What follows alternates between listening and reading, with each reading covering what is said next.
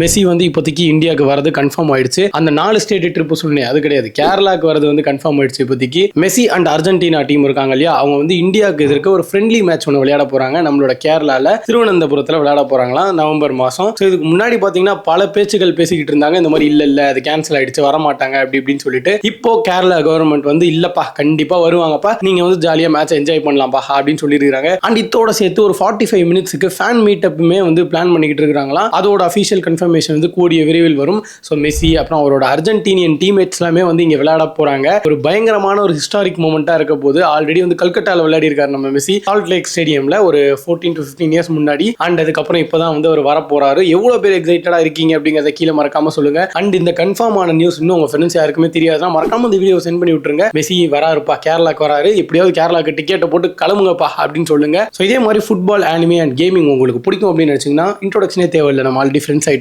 மறக்காம ஒரு ஃபாலோ மட்டும் போட்டு வச்சுக்கோங்க.